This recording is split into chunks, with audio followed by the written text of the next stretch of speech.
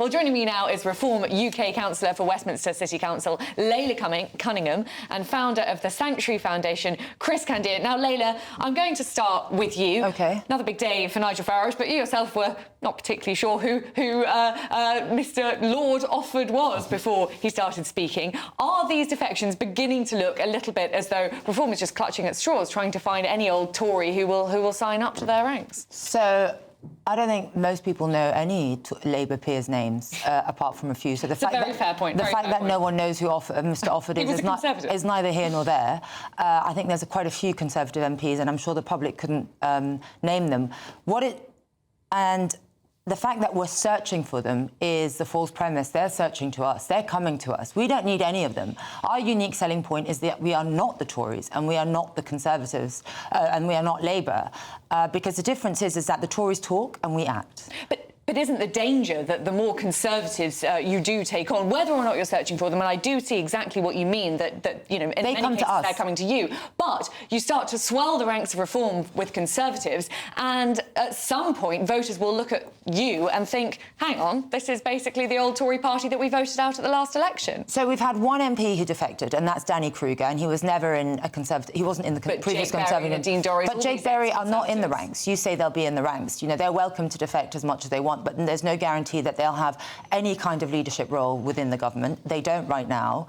And actually, I believe that the people that built this party from the grassroots to what it is now, they will be prioritised because they are the true believers in what reform's about. You know, the Conservatives had 14 years to fix everything. They promised low migration in the tens of thousands. We got millions.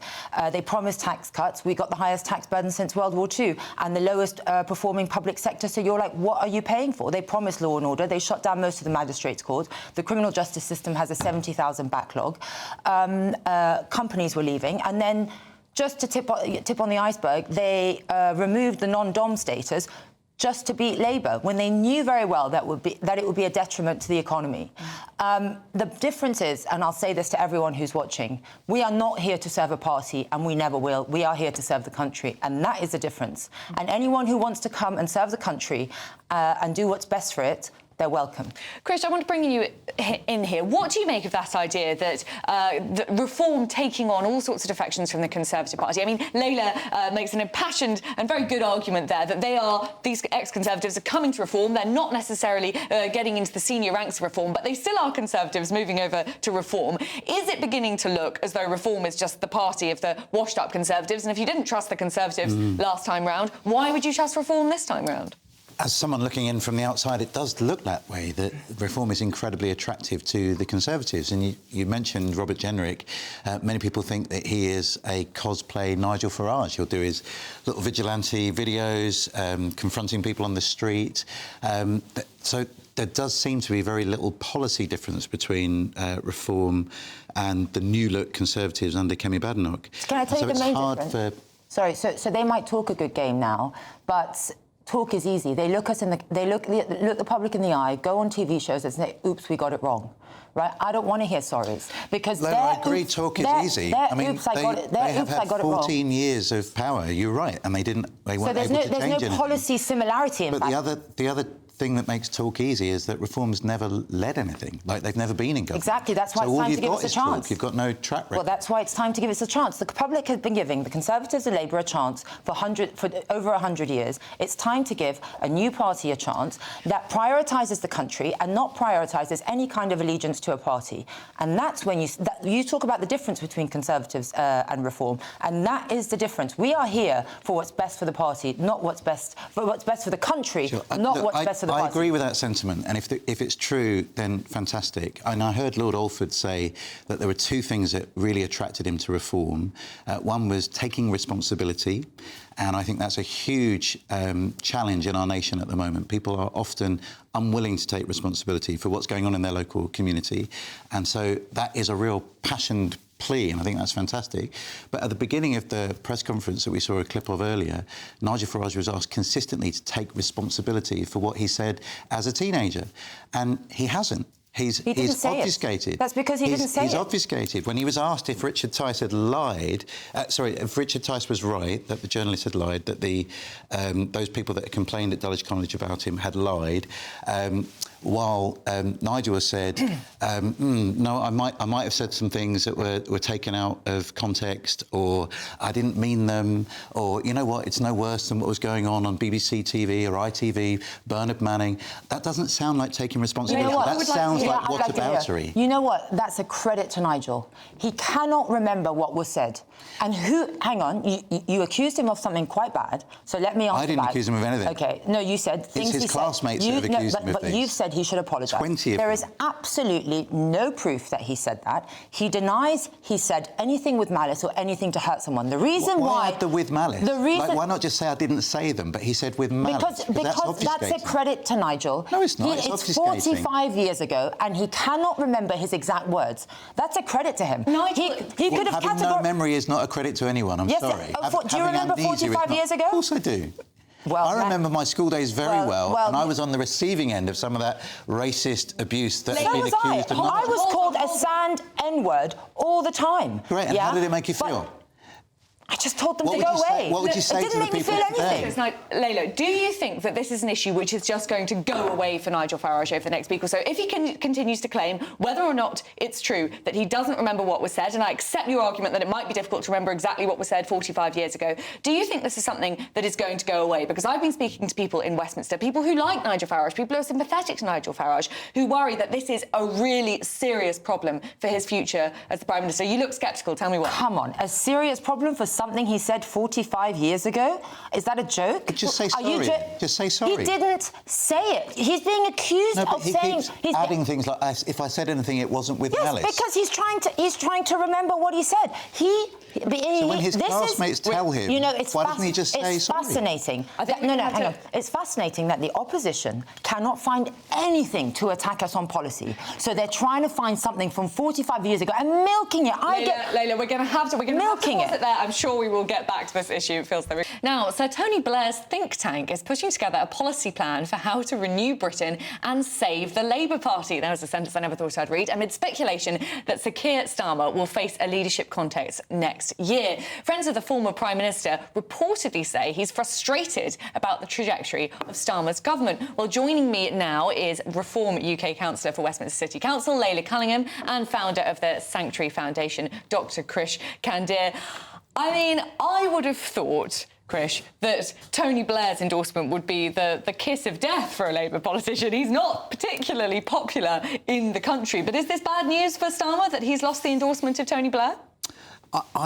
I'm so torn about Tony Blair. I was living in Albania when the Kosovo crisis was going on, and watching Tony Blair and Bill Clinton contend for what was right, even in the face of the United Nations, was just inspirational. So he kind of won my heart, and then he lost everybody's heart over the Iraq War.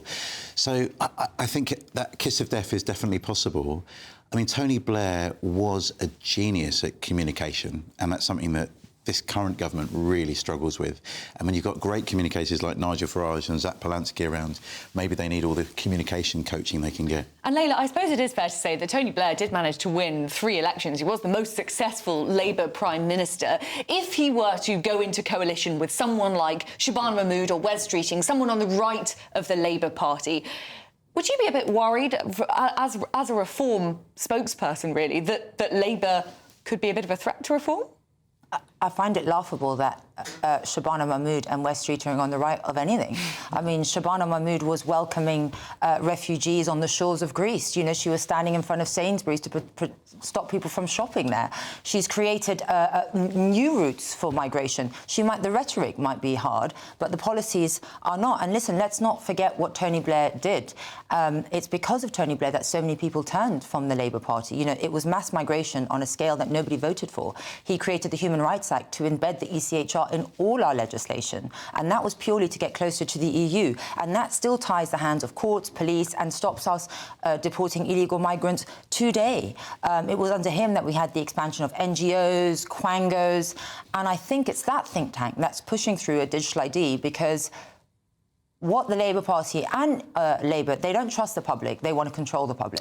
Laila, can I ask you a question? I was listening to a podcast with Danny Kruger this morning, and he said we need more safe and legal routes. We need more ways to get refugees humanitarianly resettled in the UK. Is that something you agree with, then? Yeah, listen, we've taken our fair share so far. I think we need to stop right now and just re-establish if there's space, if we can afford it.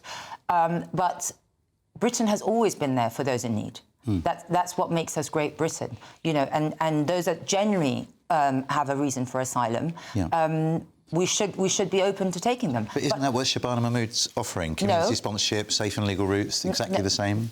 But we don't have the space for that right now. We are paying... We have the highest tax burden since World War II right now, and a big part of it is that. What Shabana Mahmood didn't do is that she's rewarding illegal people coming illegally into our country by giving them a 2-year all-inclusive stay in hotels. But Laila, that actually is a disadvantage to real asylum seekers, because it makes the whole country resent asylum seekers when you have people who are coming illegally and being rewarded. Laila, someone like Boris Johnson, for example, people voted for him because they thought he was going to crack down on immigration. As we know, as your leader says very regularly, that didn't happen. We got the Boris wave after Brexit. Do you think there's a danger that someone like Danny Kruger, who has the best intentions, wants to see immigration cut, but does want to see new routes open to people who desperately need our help, that someone like Danny Kruger, who is your head of policy now, could open the doors to a big influx of migrants almost by accident, just like Boris Johnson? He's not head of policy.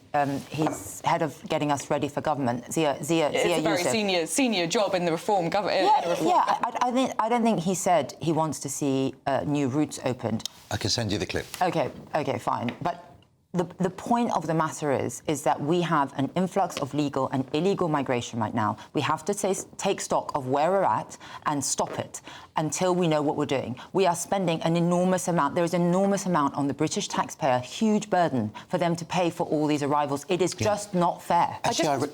Sorry, just to go back to Tony Blair for a minute here. So Tony Blair, the idea is that he could team up with someone like Wes Streeting. Is there a danger for Labour that happens? You get a Wes Streeting and Tony Blair joint card, they try and oust Starmer, they manage to get 80 MPs on board, which is all it would take for there to be a confidence challenge to the Prime Minister, and then that confidence, that leadership challenge is lost by Wes Streeting, and you have an awful lot of time wasted for Labour, and the Labour Party ends up looking really, really stupid. Do you think that's something that could end up happening in the near future, perhaps before the May elections? An aborted, failed attempt to depose the Prime Minister? Well, we had in the previous government a lot of those kind of infightings leading to kind of leadership challenges. And Boris Johnson was one of those internal fights, and then he wins a stonking majority. So it's not impossible to have a leadership fight and then still win the next election. I mean, Wes Streeting, I was impressed with him yesterday, actually. He was commenting about a statement he made to Laura Kunsberg about the over-diagnosis of children with ADHD and autism. And he publicly said, you know what, I think I misspoke. I got something wrong. I want to put that right. Let's do a review. So that kind of humility really speaks to me as genuine leadership. And Laila, Wes Streeting is a very good communicator. When he was on the morning rounds the other day talking down his plot, people from all sides of the House I was speaking to were saying, yeah, he is a really good communicator.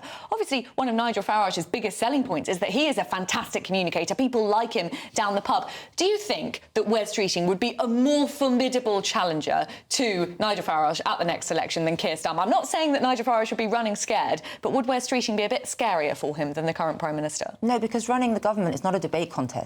It's about ideology, and Wes Streeting believes in ideology. He's trying to push puberty blockers again on children. He was caught saying that he was very disappointed that it's been removed, and the ideology is the same. It's high tax, high welfare, open borders, and more state control. So I don't think it's just about communication. Anyone can stand up and give a good speech. It's about what you mean to do when you are in power. And everyone knows that Nigel Farage will always put the country first, whereas Labour put ideology first. Laila, we're going to have to leave it there. Communication does have a lot to come into it when it comes to winning elections, but we'll have to see.